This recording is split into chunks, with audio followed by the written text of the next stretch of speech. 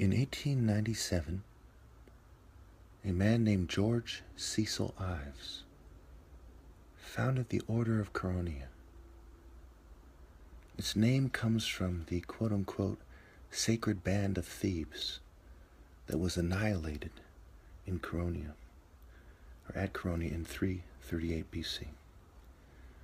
The idea was to establish a global society that would emphasize Greek perspectives of homosexual attraction, labeling it a form of love, and spreading these attitudes and philosophies into the environment around them.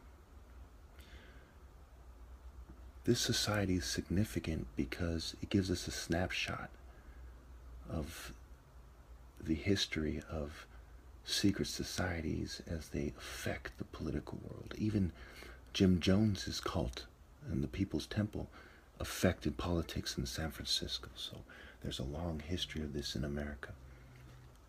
And so when you see Masons talk about commonalities, and you look at the commonalities of the cults and the political groups that back up the New World Order, we see this commonality going back to Greece and Rome.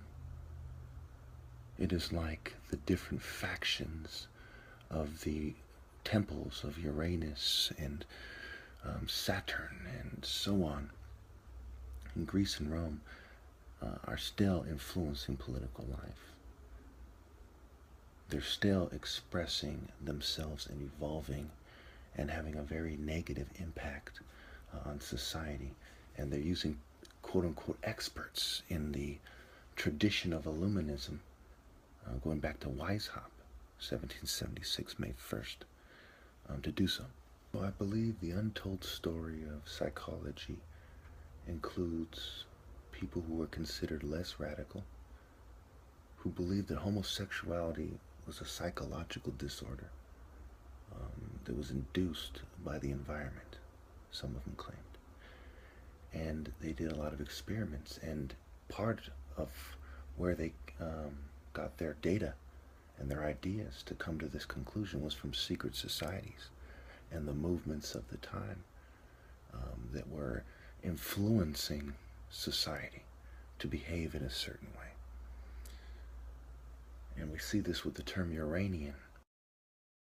Uranian. Think about it from a Greco-Roman perspective, how they would have thought of Uranus as some kind of supreme gay god that was usurped by his son Saturn, who killed his father with his sickle so that he could reign. And the founders of America, were full of people who worshiped Saturn, deists who saw Saturn as a deity. They saw Saturn from different perspectives and sought to bring in his reign, his scale, his ethos, his spirit, and people who would have attitudes similar to the minions of his temple. Now just think a moment about my argument when I say that these people define things. They're revisionists. They redefine things. And that includes sky gods. Horus is the sky god. Well, in Greek mythology, Father Sky is Uranus.